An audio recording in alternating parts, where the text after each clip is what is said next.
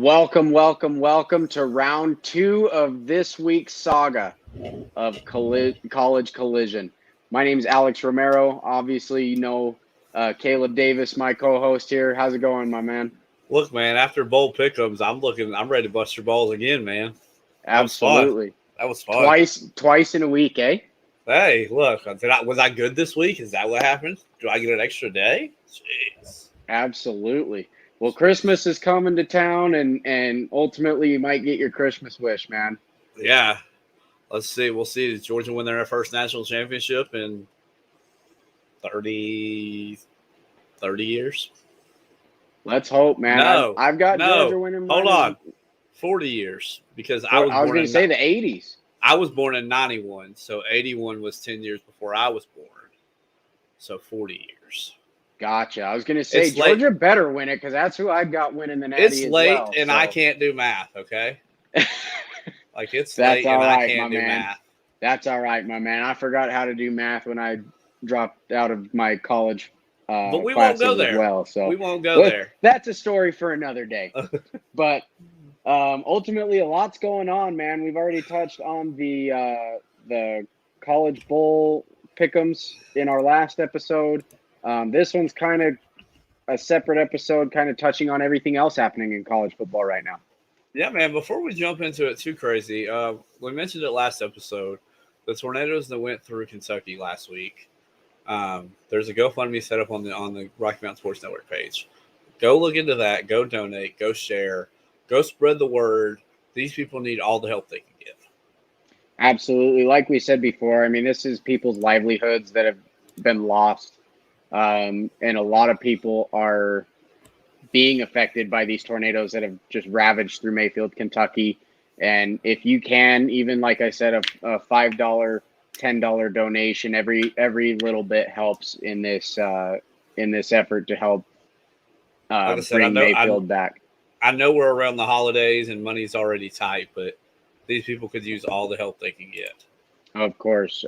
Especially around the holidays for something like this to happen. It's just extremely, extremely unfortunate, especially for all those involved. Mr. Scott King Cole, his family is all safe and accounted for. Thank the Lord. But, we're glad his family and everybody on his end is all okay as well. And transitioning, like we said, please go help these people out. I want to touch on a couple of things before we get into the meat of our show. We just had the early signing period on Wednesday. Here, how the recruiting rankings started out. We had A&M, Alabama, Georgia, SEC, Ohio State, Texas, Penn State, Notre Dame, North Carolina, Michigan, Oklahoma. Does anybody on that list surprise you, or does anything just take you aback? I'll be honest. I'm a little surprised that A&M's number one. I'm not surprised that the top 3 spots are in the SEC, but I'm surprised that A&M was the number one ranked recruiter in all of the country. They have a chance, and I was listening to some people. They have a chance to have the best recruiting class in history. I just want to point out in this. And I'm gonna take that graphic down so you can see my air quotes here as I go SEC bias. If you look at these recruiting rankings, 319, 317, 314, and then you have Ohio State at 289. And these are recruiting rankings by 24/7. This is not SEC bias. This is why the SEC is better than everybody else. They go get the top guys. The top guys want to go play for the SEC. Yeah, I mean, the SEC has been the top of the Power 5 conferences for a while now. The ACC with Clemson was kind of the big, I'll say, exception to that. And then the Pac-12 has gotten a whole lot better recently. Give it a few years, and the Pac-12 will be probably the third best conference. Third best conference. Because I think it's SEC, Big 12, SEC, Big 10, and the last couple of years it's been the ACC. But with Lincoln Riley coming in, you had some big name coaches that I think are going to make an impact in the Pac-12. Yeah, and the thing about it is too is with the recruiting, I mean, it's all about what you see in the kid, not only on the field but off the field. Right. And so if you feel like you can prepare them for life outside of football, as well as hopefully develop them into NFL talent, then that's really what it's all about. You're looking for somebody who's coachable and that you can mold into NFL talent, which it's actually kind of crazy to think about because I know I'm kind of being a homer here as well, but No, not Utah has you. actually Not exactly right. you. You're never But a homer. exactly, but You're the Utah most actually non-biased has. Utah fan I've ever met. I know, right? Imagine that. I even chose BYU in my pick'ems, man. Looky I'm there. not I'm gonna. so look. That is That's if progress. that's not progress, I don't know what is. Um, but yeah, like I said, I mean, Utah's developed 3 and some 4-star recruits into NFL talent, like Jalen Johnson for the Chicago Bears, Utah corner that was there for 3 years, and now, I mean, they've flipped Clark Phillips from Ohio State, who he gets to play in a couple weeks. We touched on that when we previewed the Rose Bowl last week. Yeah, yeah, and it's crazy because you see these 5-star recruits coming out of high school, and a lot of them do end up going somewhere into the NFL or what have you, playing some pro football. But you also see some of these guys who kind of come out of nowhere, these 3-star, 4-star recruits that go on to have long, NFL careers as well. Like you said, off the field is half the battle. The old saying, if you ever play sports, the greatest ability is availability. Exactly. Your ability to stay not only your health wise on any baseball, basketball, any athletic track you choose, but what kind of person are you off the field? And you hear Yeah. a lot of the great coaches, they care about you more off the field than on the field.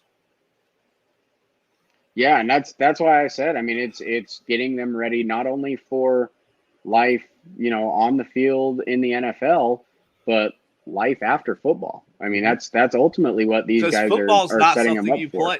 Football is not something you get to play to your 40 or unless you're Tom Brady. You get to play to 40 and 50 and retire. Most of these NFL players are done by 35.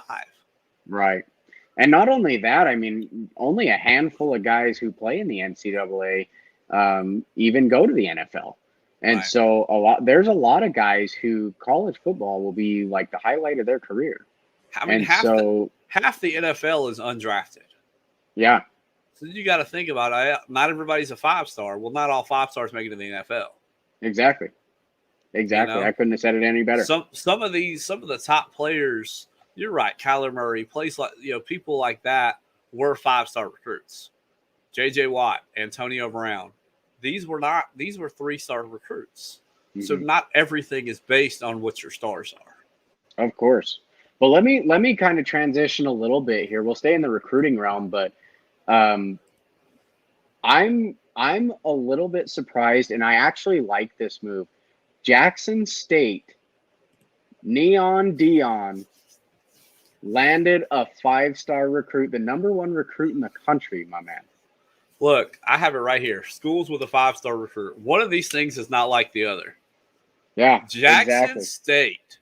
What Neon Dion is doing, and I've said it before, not only for that school, but the community down there is just absolutely amazing. And I heard people say, well, it's the NIL, it's this, it's that. Alex, let me ask you a question. This guy's a defensive back. You have 2 choices. And okay, let's play this game. It's Florida State and it's Miami. Now we know Neon's a Florida State guy. That's not what I'm getting at. But you can go get coached at Mike Norvell and his staff at Florida State, or you can go get coached by Neon Dion Primetime, who was a Hall of Fame defensive back. It doesn't matter what school he's at. If that's my position, that's who I want to go be coached by. Absolutely. I mean, if I'm him, I made 100% their correct decision. Neon Dion not only was a Hall of Famer, on the field, but he had the smarts to, think the game in a different way back when he played. And that's what made him so great is not everything's physical. It's a lot of it's mental. Absolutely. It's your ability to read and react. Exactly, and especially at the defensive back position, who better to learn from than Deion Sanders? And we talked about it in our last episode. We did our bowl picksum, and we kind of got on a tangent about Jackson State. Not only did Deion do it in football, he did it in baseball as well. Yeah, So all around athlete. Like we were it, kind of talking about a little bit. The only person to have a home run in an MLB game as well as a touchdown in an NFL game in the same week. So just absolute beast mode is how, you know, Deion Sanders approaches absolutely everything. both of those for Atlanta franchises, the Braves and the Falcons. Also, shout out the Braves for just winning the World Series. Shout out to those Braves. They beat the Astros. I'm so happy that they beat the Astros. I cannot stand the Astros. Me and you both, I almost cried. I almost cried. I can imagine that. I was old enough to remember the 95 World Series. I was going to say, I can imagine that. You're like, finally! Right. Because, you know, championships in the city of Atlanta, much less the state, are just not normal down here. Mm-hmm. You got to think. So I was born in 91. So 95, the Braves won. 18, Atlanta United won. That's it. That's all I got. Yeah. That's all I got. You guys don't have the Thrashers anymore. No, they left in 05, I think, or 06. So I'm going to throw you for a loop here. We actually didn't talk about this, and I actually just reached out to him, and he was up. Kenny from the K&K show is going to join us. I want to touch on – he was supposed to join us last week and talk on the Mario Cristobal hire. And didn't get a chance to. So I now have him on. And I want to ask him about the Mario Cristobal hire. Yes, absolutely. So you guys give it up for Kenny over at K&K Sports. Kenny, welcome. Thanks, guys, for having me. Sorry about last week, but no worries. Life happens, man. Life happens. Well, welcome. Tell us who you are. Tell us about you guys' show. K&K Sports Show. Thanks for having me again. We're good friends with you guys over at Rocky Mountain Sports Network. We got a nice little camaraderie we grow there. We do all sports. We're on Eastern time here. We're Maryland and New Jersey is our home base. We talk all sports on Wednesday nights. If you know any high schools, my friend Kurt and his wife do a high school sports show about teams, players. If you know anybody in the Colorado area, Utah area that would want to be featured on a high school show, reach out to me or them. And then we do a little sports wagering show on Thursday nights as well. So good stuff. Great content. I always love being on with you guys. We always have so much. Always have so much fun. Always also, an open invite. Also, if somebody wants to come on, we're more approximately zero of us were right in the Army-Navy game because we all picked Army and Navy ended up winning. I will correct you. I picked Navy. Okay, so Kenny was correct. The rest of us were not. And Carson, and our friend Carson. Oh, Carson. See, that's where I was too, and I really so my Kenny, in case you didn't know, my family is all Marine Corps. My dad, my brother, uncle, great uncle, all Marines. Hats off to them. And obviously, as everybody knows, thank you. I will definitely let them know. And as you already know, the Marine Corps is a division of the Navy. And so I always root for Navy in that game. Unfortunately, I did pick Army as well, but I did root for Navy, and I was super ecstatic when they won that game. And actually, it's kind of funny. Caleb, I mentioned this on our other show that we just did a little bit ago, but Ken Niumotalolo, the head coach of Navy, his son is actually a tight end for the University of Utah. That's awesome. Wow. That's awesome. I used to live in New Jersey. I live in Maryland now. Annapolis, their home games, where the campus is about roughly a half hour away. So I turned into a big Navy fan since moving down here about 10 years ago. That's awesome. And I'd love to get to Annapolis for a game too. How's the atmosphere out there? It's exciting. Let me tell you, you wouldn't know a team is 3-8, and just by the loyalty that they have down here for the Navy out there in the Annapolis area. And hats off, real quick. Hats off to to whoever created those uniforms. Those uniforms gave Oh me my gosh, chills. Those were beautiful. So if you watch the broadcast, they were talking about how each helmet took like 6 hours to hand paint for those That was Navy incredible. helmets. Both of those uniforms were absolutely gorgeous. Yeah, hats off. So you are absolutely correct, Kenny. Hats off. Absolutely. And kind of going into the uniform saga, paying homage to the military as well. Caleb already knows I'm a Utah homer, but no, not you. The uniforms that Utah wore in the first game against Oregon, those helmets, if you didn't know already, were actually hand painted individually. It actually featured the USS Salt Lake City, which was a United States warship in World War II. So it paid homage to that on the helmet, and it was pretty awesome. Look, those were great helmets as well. I know you wanted to ask me Miami, but if you don't mind me going off script for a second, I'm kind of a decent. I respect the heck out of Utah, Alex, and I think they're going to not only beat Ohio State this year. They are, and I said this on my show last year, are my sleeper team in 2022 because of how young they are. Yeah, I know you're losing Lloyd, but I think you got a chance, a sleeper team at the college playoffs next year. I think so too, honestly. I mean, they have a lot of youth, like you said, and yeah, they lose Devin Lloyd, and it's going to be hard to replace an all Pac-12, all American. Dude has over 100 tackles on the season, and still has another game to play. But ultimately, like, he's going to be a very, very tough guy to replace. Karenni Reed, who's a freshman. Actually played really well in place of Nephi Sewell in the Wazoo game. And then, honestly, I mean, his brother, Gabe Reed from Stanford, is actually in the transfer portal. And I would love to see him and Karenni Reed play on the same squad here in Salt Lake. But, yeah, I completely agree with you. I mean, Tavion Thomas, I believe, is coming back for another year. He is, I believe, 2 touchdowns away from breaking Zach Moss's record for single touchdowns in a season.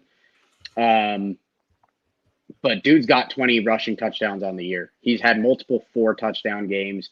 Dude's a beast. He's that transfer from Cincinnati that came over to Utah this year, and it's been a real pleasure to watch this team play, especially after the 2 tragedies that happened within 9 months of each other with Ty Jordan and Aaron Lowe. And though that number 22 has now been retired throughout the Utah football program now as well. Good for Utah for doing that. And great point about Utah. I agree. I couldn't agree more. Here's those helmets that Alex was talking about. That whole uniform set right there is just. I'm a sucker for uniforms. I love uniforms. I like when they pop. I'm a big uniform guy as well. If they look good, they look good. And those Army Navy uniforms, I'll tell you, those made me excited for that game for next year too, and see what they do for next year. Yeah, and intimidation intimidates you as an opponent. It really does. It really does. Yeah. Well, let's kind of get down to the nitty gritty here, Kenny. Sure. Obviously, you've heard by now. I'm pretty sure the whole nation's heard by now. Mario Cristobal is the next head coach at the University of Miami. What are your thoughts on that, Kitty? I like it and I don't like it. Okay. As a head coach, I think he's a little overrated. Okay. So he needs a good staff with him, but he's a heck of a recruiter. Yeah. And I think in the ACC, I think the Pac-12 is better than the ACC. So he's right now, it might get better in years, but right now I think Pac-12 is better. But I think he can start getting the recruits. And I've been a fan since high school, Miami. And I'm used to the Jimmy Johnson days, Dennis Erickson days when they had arguably the best team ever in college football. Sure. So this is, to get us back on the map, I think it's a good move to get the recruiter. I mean, back on my end of the woods, Rutgers, they just got announced that they got the 22nd best recruiting. They had a heck of a they had a heck of a early signing period as well. I like the Mario Cristobal hire. Like, you know, I've stated it before. I'm a big Oregon guy. I like Oregon. I think what shored that up is you also hired Clemson's AD. So that adds somebody who comes from a winning environment. Clemson's won national championships recently. So I think that helps as well transition him into that program. Yeah, you got to keep the kids in Florida. You got to win the state of Florida. The best team, and that's I would say the best team in Florida this year went 8-4. So nobody in Florida just absolutely blew anybody away this year. But Right. You're absolutely right. And you take an athlete or two from Florida off every team that has one, and they stay home, every team in the state of Florida becomes better. And if you stay ahead of Florida State, your arch rival in the ACC, then you got Florida. If you could stay ahead of those two teams and get put back on the map, we may see Miami, with Cristobal. This could be a good hire. I like him as a recruiter. I want to see him as a coach. I like the hire. And adding on to what you said a little earlier, Caleb, you hired Clemson's AD as well. So not only is he coming from a winning program, but I mean, Cristobal has multiple Pac-12 championships underneath his belt as well with Oregon. And so, I mean, not only with him being the recruiter, but if he can get the right staff down in Miami, I believe they can become relevant for the college football playoff again. I definitely think I could see them winning the ACC in the next couple of years. Like Kenny said, it's the staff, but he's an offensive lineman, so he's going to teach toughness. He's worked for Nick Saban. He's worked for some high-profile coaches where he's learned things. When Willie Taggart left Oregon, he didn't exactly leave Oregon in the best place. Alex, you know that from being our Pac-12 guy. Yeah. When Willie Taggart was out there, he didn't exactly leave Oregon with much. He used Phil Knight for every dime he could and turned that Oregon program into something. Yeah. So I'm excited to see him try to rebuild that Miami program. Kenny, you got anything to add? Did we soak up all your knowledge there? I think you got my knowledge there with Miami. I just think that it's a good hire for the recruiting, and we need to get put back on the map. So if you get a good recruiter, I hope I'm wrong about the coaching, but get some good assistant coaches. And I think Miami could be on top of the ACC before you know. I think I like the hire as a recruiting standpoint. Like I just said about Rutgers, they got put back on the map in the top 25 with recruiting and keeping the kids in New Jersey. And New Jersey's a nice little school for high school. There's a lot of good high schools. Hats off to a team called Bergen Catholic, number 4 in the country. So he's keeping those kids local. And Cristobal needs to do the same thing with Florida. Start with Florida and then work around outside of Florida. Absolutely. Sure. And I'm going to ask one question to you, Kenny, off script a little bit. I just want to get an outsider's opinion. What do you think about BYU? Do you think they're, ranked where they should be, or do you think they're going to be a little bit overrated, or what's your opinion on BYU? I think they're a little overrated, in my opinion. I wish BYU and Notre Dame would go into some kind of conference, whether it's the ACC. For BYU is going into the Big 12. They are. And I think 23, is when they're going. Hats off. I did forget about that. Hats off to BYU. I believe that Notre Dame, BYU, any of these other independents, they want to get into the college football playoff. They should have to play. The top two teams should have to play each other if they're independent. That was my thing. So I always think the independents are slightly overrated. Just like I think Notre Dame is slightly overrated because they're playing one less game than everybody else. I think by the time conference realignment is done with, I think Army, besides Notre Dame, are going to be the only two teams that are left independent, because I believe UConn, UMass, and Liberty are all going to Conference USA. BYU is going to the Big 12. So I think that's just going to leave Army and Notre Dame. I think eventually, at least Notre Dame is going to be forced into a conference. I think, I don't know if it would happen, but I think the Army should go into the AAC because that's where Navy is, but they already play each other every year. Right. So. They make a scheduling where they all play each other anyways. Right. So, Kenny, we're going to hit the transfer portal. So if you would like to hang out with us. Yeah, absolutely. We touched this. We touched on this yesterday, so absolutely. And Alex and I have talked about this all the time. There's some recognizable names in here: Quinn Ewers, Dylan Gabriel, Spencer Rattler, Max Johnson, Keita Slovis, Bo Nix, Zach Calzada. I mean, which one of these surprised you guys the most to enter the transfer portal? And I'll let Kenny go first since he's our guest. I'll take the easy one, Alex, and Spencer Rattler. But again, putting a team on the map, I think not only putting the team on the map, he's going to, go into the SEC. So he's going to be getting some nationally televised games either on ESPN or maybe CBS. He's giving himself a chance to get recognized over there in a team that's in the middle of the road and middle of the pack in the SEC. He's going to get his name put on the map and maybe back into this first round of next year's NFL draft. Well, he didn't come alone either. He took their hybrid tight end, Austin Stogner, transferred with him. So Shane Beamer, for those of y'all that don't know, Shane Beamer was on Oklahoma staff when Spencer Rattler was recruited. So I think that had a lot to do with it as well. I'm with you. I wasn't surprised to see him come to the SEC. I was surprised to see the team he went to. South Carolina threw me off. But then when you start looking, Shane Beamer was on the staff. He was there with Spencer Rattler. I like it. I think, even as a Georgia guy, I think I'm not sure if I'm still not sold on him, but I think that probably gives him the best position to show what he still has. Yeah, and I'll agree with that as well. I mean, if you'd have told me at the beginning of this season that Spencer Rattler was going to enter the transfer portal and lose his starting job to Caleb Williams, I would have said, no way, you're crazy.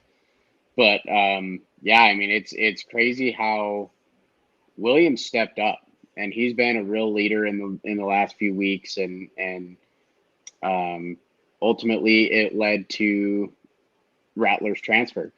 So with him going to South Carolina, I think it threw a lot of people off, just destination-wise. And I don't think anybody even had South Carolina on his radar. I think a lot of people expected him to either transfer home to Arizona, not the University of Arizona, but like Arizona State, or somewhere kind of closer to home. But I don't think anybody really foresaw him going to South Carolina, of all teams in the SEC.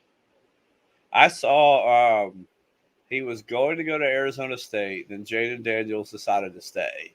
And I thought, well, is he going to Arizona?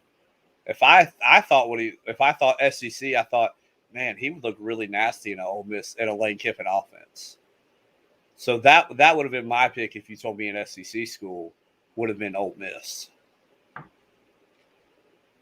What about you, Alex? What quarterback in the transfer portal surprised you the most? Besides Rattler, I mean, probably Dylan Gabriel. I didn't expect him to leave Central Florida. I can understand where that comes from. He stayed when Gus Malzahn got hired, and then he got hurt the second or third game of the year against Louisville, I believe, and then decided to transfer. And he committed either earlier today or yesterday, committed to UCLA. So he's going to go play for Chip Kelly. Yeah, he's going to go and I think he'll have a lot of success in Chip Kelly's system. He does have to compete with DTR for that. DTR, I think, is graduating. Job. DTR, I think, is yes. Gotcha. I do think DTR is graduating. In that case, he has a real good shot of being the QB1 coming out of fall camp too. So, what about you, Kenny? Got anything to add to Dylan Gabriel? Dylan Gabriel definitely surprised me. I'm going to throw, well, I guess it's not really a big surprise, but, you got Brian Kelly going to LSU. So I guess I'm a little surprised that Max Johnson transferred, but not too much. But I don't know. if Bo Nix did Bo Nix transfer, or is he Yeah, in the? Bo Bo Nix Nix did transfer. Yes, and he I hasn't was been telling announced for the Alex, destination yet. and I don't remember if I did this on air or not. When he put in his transfer notice, he put on his paper, "I do not want to be contacted by schools," which to everybody makes them think he knows where he wants to go. Yeah, that one surprises me a little bit because I'm not a fan of Finley. So I'm that not one either. surprised. And Yeah, Finley is definitely a step down from Bo Nix. what about Kurt? What is Kurt's opinion on the whole Bo Nix thing? Has he vocalized his opinion yet?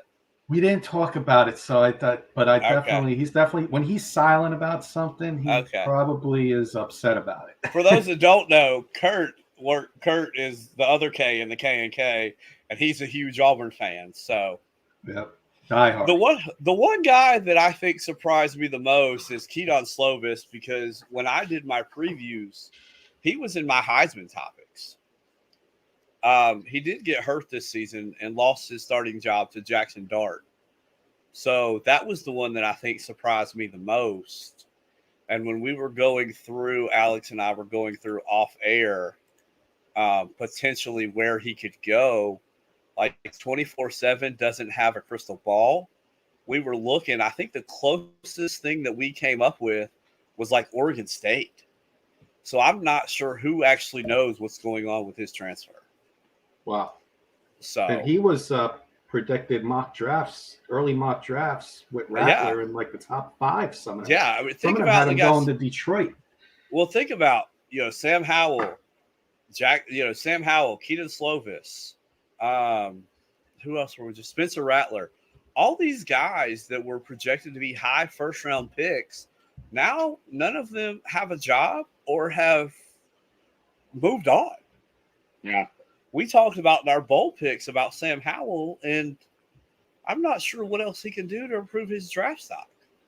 I think everybody's mind is made up. There was one guy that I wanted to talk about that I'm not sure if many people know about. He's on the FCS level, an incarnate word. His name is Cam Ward. He won the Jerry Rice Award for the top freshman at the FCS level last year. And apparently he visited Auburn this week. So if you're looking for an under-the-radar quarterback that transfers that could make an impact immediately, that's going to be my pick.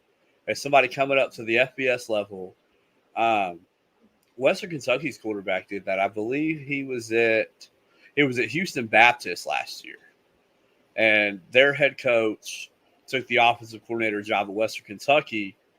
And when he took the offensive coordinator job at Western Kentucky, that was Bailey Zapp is the Western Kentucky quarterback, and that was the first call that he made was to him, "Hey, I got a position for you."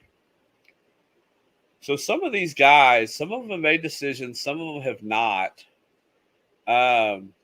And then we have the rankings here of the transfer rankings already. We have USF, Michigan State, Indiana, Louisville, Kansas, San Jose State, Purdue, that team Jackson State we've been talking about, Arkansas, and UCLA. Michigan State and Kenny knows this from working with Carson. Michigan State has done a very good job in the transfer portal. How do you guys think the transfer portal has changed college football? Who you want to go first? It doesn't I was matter. going to say you can go first, Kenny. You're the guest on the show, man. Thank you. I appreciate it. I think it affects college football big time. I mean, you're starting to see, you have a bad year. And I get some of the transfers, but Spencer Rattler, for example, you know what? His coach jumped ship. Yeah, he got benched this year. So I think it's good for him to have a new scenery and a chance to put himself back on a map and maybe the team he goes to on the map. I just think you're seeing a lot of it. Am I okay with it? Yes. Do I like it? No. If that makes sense. I enjoy it. I like it. It kind of to me, it gives a little bit of like a free agency feel in the NFL. Like they get to reopen their options and kind of see, where they want to play if they're not comfortable where they're at. honestly, I think it should be used for legitimate reasons. What is Other considered than, legitimate reasons? for example, like I said, like comfortability. If you're not comfortable in a system, obviously, I mean, guys are going to use it for not getting enough touches on the wide receiver spots, running back spots, being on the bottom of the depth charts. But ultimately, I mean, I'm kind of indifferent about it. I like the transfer portal instead of the old rules from transferring between schools where you had to sit out in a year. I do like the fact that they are able to immediately go in and play for these new teams in a lot of cases. Um, but yeah, I think honestly, I mean, if you're just transferring just to transfer and play somewhere else for the hell of it, then honestly, that we can do without. But if you're transferring for a legitimate reason, in your case, you feel you would be better somewhere else, then by all means, I mean, you'll be doing what's best for you to improve your draft stock. I'm right there with you. I listen to a bunch of different guys, and it's like there's over 1,000 kids in this transfer portal, and some people are doing it just because it's the cool thing to do, and some people have legitimate reasons.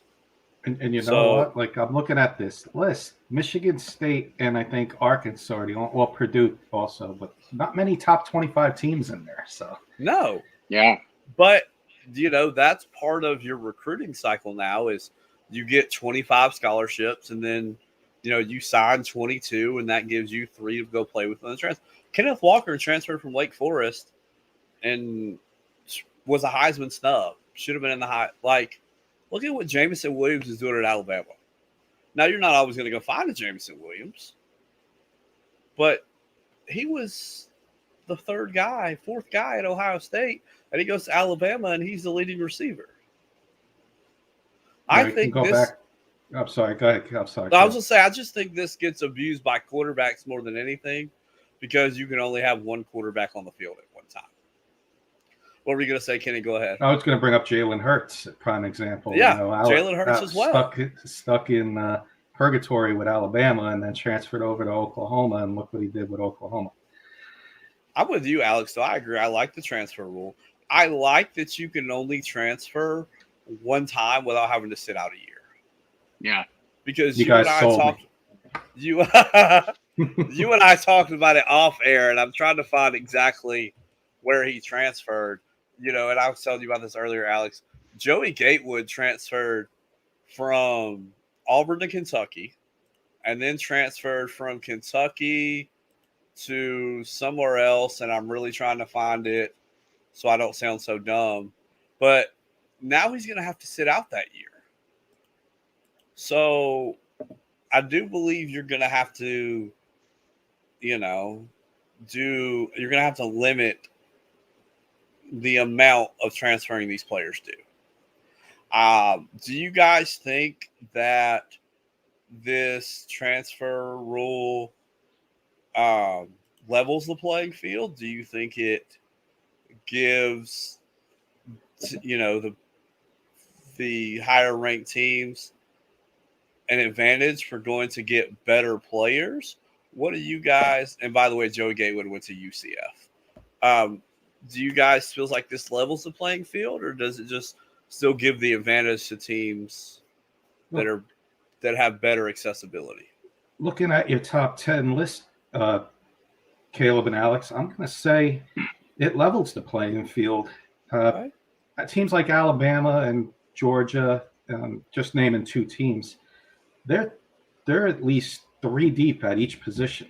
So their 22 is at least. Their 22 is at least set for sure. Yeah. And this is year in and year out. So just using those 2 teams as an example, a kid that's in his junior year or even going into his senior year, and he's 2nd or 3rd on the totem pole. Yeah. Let me go transfer to a Kansas or a UCLA where I'm going to have a better chance of playing. Like a Spencer Rattler, for example. Like, he fell behind Caleb Williams. So what does he do? He goes and transfers to South Carolina. We know he's going to start at South Carolina. To your point, Yeah, Kenny. I'm in complete agreement with you, Kenny. Sorry, Caleb, I didn't mean to cut you off. No worries. I'm in complete agreement with you. I think it definitely levels the playing field. And again, I'm going to go back to Utah here. The transfer portal gave Utah Cam Rising. Cam Rising transferred from Texas. Their backup quarterback, Jaquindon Jackson, also transferred from Texas. Tavion Thomas transferred from Cincinnati. TJ Pledger, who's the other running back who's done really, really well and actually declared for the NFL draft. He transferred from Oklahoma, and tight end Dalton Kincaid was I think a Georgia transfer, I believe. But the transfer portal giveth and the transfer portal taketh away as well, because the transfer portal also gave Utah Jake Bentley, also gave Utah Charlie Brewer. To be fair, the transfer really work portal out very well. The transfer portal has given Jake Bentley to like 5 different teams, so that wasn't a great example. I have a question, Alex, and then I'm going to have a comment. Do any of your examples not involve Utah? Probably not. Speaking I'll of these be honest rankings, with you. Probably not. San Jose State is on these, and a couple of years ago, Nick Starkel started out at A&M and transferred to Arkansas, and then transferred to San Jose State. And last year, San Jose State won the Mountain West for the first time in school history. But you look at some of these, these known. Quinn Ewers is going back home to Texas. Dylan Gabriel to UCLA. We've already mentioned Spencer Rattler to South Carolina. Adrian Martinez transferred from Nebraska to Kansas State. Michael Penix, who was a lot of people's Heisman favorite, transferred to Washington. So I'm kind of indifferent. I feel like it does benefit these lower level teams, but at the same time, if, like Kenny said, Georgia, Alabama, there's a high level player in there, they are going to be more susceptible to be able to grab them, other than some of these USF or Louisville, Kansas. So I'm kind of I go both ways. I go both ways with that. Got a question off script, if you guys don't mind. Go ahead. It involves Jackson State, because we all know that Kid Hunter, National Signing Day, signed with Deion Sanders over at Jackson State. Right. Do you think you're going to see more kids? Like I truly believe this kid's going to play freshman year, sophomore year, and then we're going to see him transfer to a big school his junior and senior year to get the recognition for the draft. Do you think you're going to see more kids go this route? Because I truly believe this kid's got a good chance of starting as a freshman down at Jackson State, obviously, as opposed to if he signed with any of the big Power 5 schools. He ain't going to start as a freshman. Do you think you're going to see more kids take this route and more schools besides Jackson State go after these higher recruits? Alex, you want to go? You want me to go first? I'll actually gladly take this one first. I don't think so. I don't think a whole lot of kids will take this route. I think in this case, I mean, being that the number one recruit in the entire country is a defensive back, and me and Caleb talked about this in our other show as well. You're a defensive back trying to figure out where the best place for you to go is going to be, and who better to learn from than primetime? Let's be honest. I mean, primetime played at Florida State, but he's not coaching at Florida State. He's coaching at Jackson State, and he's going to develop you into the best defensive back that you can be. So, I mean, why wouldn't you take an opportunity to go learn and pick his brain and, get the professional mindset that he has and play somewhere special like the place that, Deion's making down in Jackson State. And I'm going to piggy off, like I said, Alex and I have talked about this in multiple episodes now. It's who you're going to learn from, not necessarily the location of the place. Like if I'm a top running back and I want to go to Eddie George is coaching at Tennessee State. Who am I going to go learn from? And I'm going to use Mike Norvell just from Florida State. You're going to go learn from Mike Norvell. You want to go learn from Eddie George. So I think it was just the coach and the place, not necessarily the location itself. But if you think about Cooper Kupp, Eastern Washington, Carson Wentz has had a resurgence, North Dakota State. Steve McNair went to Alcorn State. If you're good, you're going to be found. So I think this was just a situation. And I heard a lot of people, well, this is this, that, and the other. Like Alex said, and we talked about it, defensive back, you going to learn from prime time, you're going to learn from somebody else. So I think it was the situation, not necessarily the location. Because college football. Insert your Mike Norvell. Right. I think it was just, I think it's anywhere you show, you're going to be found if you're good. So, well, that I think wraps up this episode of the recruiting and the early signing period and our thoughts on the transfer portal, some key guys in the transfer portal. I want to thank Kenny from K&K for being on our show again, with us this week. Some things happened. We were supposed to join us last week. We're glad to have you. You're always welcome back. Any final thoughts before we get out of here? My final thoughts is going to be hats off, switching gears to NFL. Hats off for the Jacksonville Jaguars for finally stepping up and firing Urban Meyer. Okay, so I'm glad you said that because, and I posted this in our group chat, and Kenny, I posted this on y'all's Facebook page as well. Yep, I believe I answered it for you. You did, and I just kind of want to wrap it up here for everybody else that hasn't seen it yet. Is this year been too tumultuous for Urban Meyer to go back into coaching, or do we think he goes back to a college within 2 years? Kenny, go ahead and let your. Unfortunately, we've seen it in football, and I hate to bring up names, but NFL allowed Michael Vick back in years ago, and Kareem Hunt, and et cetera, et cetera. You can go down the line. I think you're going to see him go to a team, and I'll just throw a team out there that wants to get put back on the map. Maybe a Florida State type of school, been down for years, a Tennessee in the SEC. Maybe we got nothing to lose. They talk to the boosters. Yeah, go get them. And boom, Urban Meyer gets his shot again to put the team on the map. And unfortunately, I think you're going to see it happen. Do we all agree? Sorry, Alex, before I get your opinion, do we all agree that was his only shot at the NFL? Yes.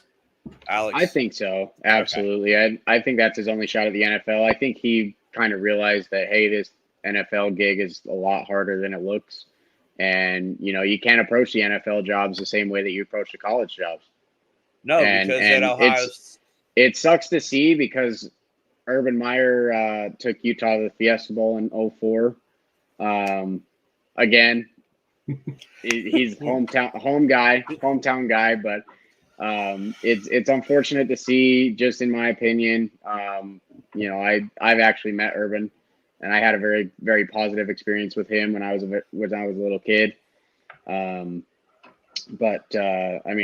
wish him nothing but the best, and hopefully, with everything that's come out in the last little while, he learns from these mistakes and hopefully makes some changes. But yeah, man, I think that's going to be his only shot at an NFL job. I unfortunately don't think we're done hearing about all of the crap that went on in Jacksonville. I kind of jokingly posted, if you had 13 games, go to the ticket window to collect your money. I was watching ESPN this morning, and a lot of NFL people would have been surprised if he made it to year 2. There is one NFL scout that still thinks that Trevor Lawrence is a bust. So I'll be interested to see who they bring in. Kenny, I don't know if y'all have talked about this, but I posted it, and I shout out to my friend Randy Manley. He posted, "Hey, now Jacksonville can go get Byron Leftwich, the offensive coordinator of Tampa Bay." I think that'd be a great hire. I agree. I think that'd be a great hire in Jacksonville. Yeah. He was a figure down there. He's shown you for multiple years now. He was the OC when they had Jameis Winston. So not everything that he's done has been with Tom Brady. And for a small market team fan base, you need somebody to fans. If you want to get the fans back, you got to bring somebody in who the fans are going to like. And I don't know exactly. Right, exactly. I don't know how many people that watch wrestling, but more people probably go to Jacksonville to watch AEW than they do to go watch the NFL. Yeah. So it's kind of tough when you're going, 2 and whatever. It's every 2 and season 11. too. I mean, 2 and yeah, 11 is what they're My- sitting at right now. My very last thing is play devil's advocate with the Urban Meyer thing is why, Josh Lambo, why are you waiting 13 weeks? Now all these things are going to come out. If these things came out in preseason, you should have said something early in the season. I mean, I definitely see the point there. Like, that's definitely a valid argument. Did you have a little argument with Urban Meyer, and that's why you said, "Oh, I got kicked by Urban Meyer"? You're now just piling on to pile on. Yeah. Not advocating for what he did was right. I really hope there's no validity there. But no, absolutely not. You are now piling on just to pile on, and I don't know. I remember Jacksonville's been good like twice in my life. Nah. So, I think the last time they were good was when David Gerard was their quarterback. I mean, they made it to the Maurice AFC. Jones-Drew. They made it to the AFC run Championship game. with Blake Bortles. Wait, Tom Coughlin had that team one game away from because they lost to New England in New England. Yeah, and that's the team that upset Pittsburgh that year. I remember that year. Oh, that's right. I did forget about that. So, all right. Well, Kenny, again, thanks for joining us. No, guys, thank you. And both of you is open invite anytime you want to come absolutely. on. Alex, definitely got to get you on when we'll talk about Utah and Ohio State one night. Yes. Absolutely. I'd love to, my friend. I'd love to. Go ahead and get yourself a plug for the K&K Sports Show. Oh, thanks, guys. Yeah, K&K Sports Show, Wednesday nights, Eastern Time. We're on the East Coast here. Wednesdays, 7:30 to 9 o'clock we go on. And Thursdays we do Wits and Wagers. It's a sports wagering type program. That's on 6 p.m. to 7 p.m. Eastern Time. And if you got anybody who's interested in high school sports, a team, an athlete, student, reach out to us. We'll get them on our show and get them nationally recognized. That show's called All In on High School Sports.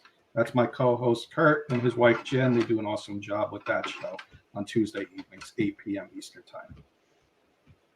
Well, fantastic. Thanks again, Kenny, for coming on.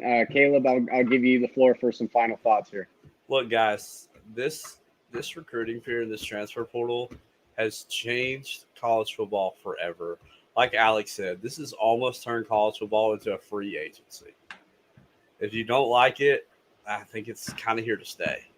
But Nick Saban told everybody that nobody was going to like it, and nobody listened to him. So there's that too.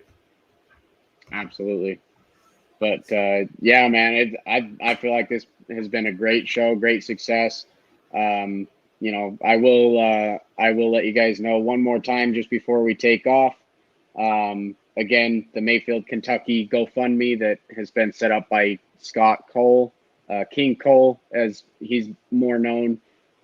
Please go and donate. Even a $5 or $10 donation, every little bit helps to go help out with the ravaged town that the tornadoes just tore through and left a lot of people, either homeless or their livelihoods are just, gone within a matter of seconds. So please go and donate so that way they can rebuild Mayfield, Kentucky, back better. So.